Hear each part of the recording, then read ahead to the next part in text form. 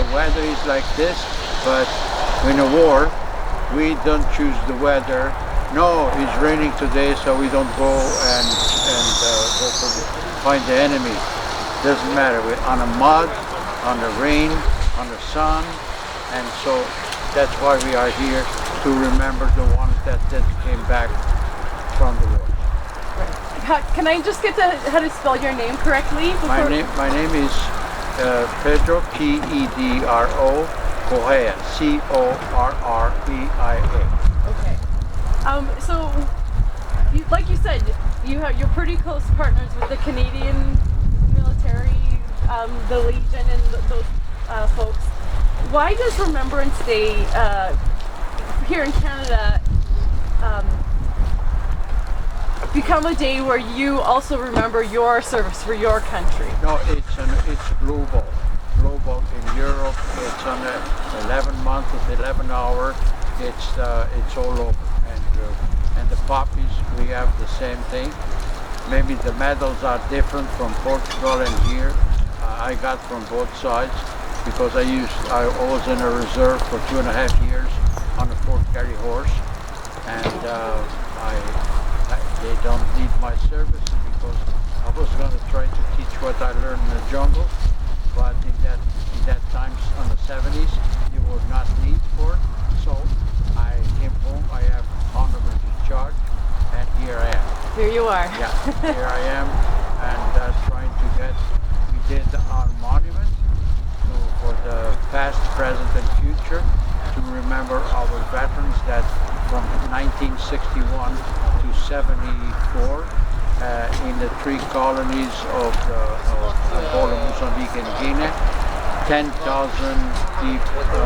young people and not so young, they passed away. So we have something to remember them. And in the First World War, we lost in 8 months in La Liege, France. It's in the border of Belgique and France. We lost about 9,400 and something Portuguese soldiers that we done. We're doing some peacekeeping all over. We have special forces that are in Mali, and you just go to Google and you see where the Portuguese are, and that includes not only males, but females that are in peacekeeping and our Portuguese forces. In my time, there was no female, only nurses. And there were paratroopers, nurses that would come onto the field to have the one that So when you're talking to younger people who didn't experience wartime here in Canada, what do you think is the best takeaway message for people? The message that I give, I don't think we only should remember the 11th of November at 11 hours and the veterans that died, sacrificed their lives so we'd be a free country. They should remember at least once a month, and I think should be part of the school curriculum. So the kids, we have new immigrants, we have refugees, new to Canada, which are welcomed, like I am an immigrant too, so I came. But they should know why they are in Canada and Canada is free. It's because someone, they gave their lives for them. And they go into a classroom where it is the desks and the seats and the chairs to sit because someone gave their lives for them. So I think they should remember more, not only once a year. With the poppy, the poppy, when you wear a poppy, you should remember them. So I'm a speaker for Remembering Canada from Ottawa. I used to go to schools, but not with this hobby. We don't go, and I'm not savvy enough to go into the Zooming business, so I don't do that. So if on a day like today where you're not having the big ceremonies like we usually have, how do you feel? It just, and because I'm going to be shooting this, what would you like people to know about your ceremony? When it was not the coffee, we, the special, the 17 wing Hong Kong veterans, peacekeepers. We get together. We do a supper a year, and it's all a gathering with the families and the veterans, and some of them, they came with PTSD, which is, we don't have help here, the Portuguese special, which we have about 340 something veterans here, and some of us, we have the automatic stress disorder, and the only person that I can help is I help them or whatever I can. I took a couple courses in Portugal and here, first aid to automatic stress, and then but we don't have the same as the Canadian veterans. So, no, what would you like? What are you going to do today? You're going to lay your wreath? Today we're going to lay a wreath, and we're going to do a minute of silence.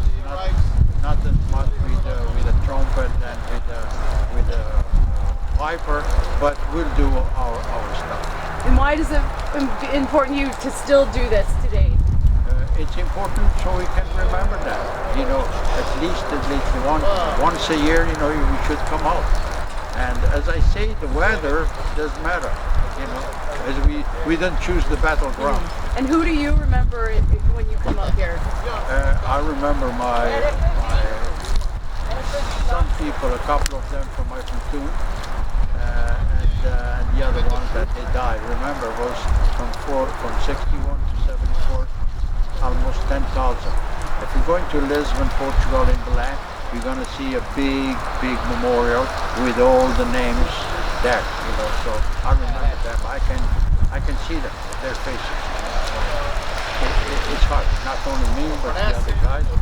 We have with us our Portuguese consul here, Paul Cabral. If I can call him for him to see a couple words. I already interviewed him. Oh. Paul. A little bit about why this is important to commemorate the war veterans here on Remembrance Day. It's important for us, the Portuguese, because as a lot of people are aware, on the First World War we participated with the Allies. Over 10,000 of our men died alongside Canadians and the Allies in La Lys, France. So we're not only honoring the ones from the Second World War, but we are remembering the ones that died in the First World War, and the Portuguese was part of it. And like I said, over 10,000 soldiers lost their lives alongside the Canadians and the Allies. So we remember not only the ones that died at the time, but the ones that died in the present and near present theaters of war, in order to give us the freedom that we have at this time, and we enjoy it in Canada and in Portugal. Right. It seems like the Portuguese military and the Canadian military have the same kind of peacekeeping mentality from what I've heard from the men here today. And what does it mean to be here in Canada? And like you said, oh, my battery's just died. On my microphone. Sorry. Michelle, is it too late to put a copy on them? Or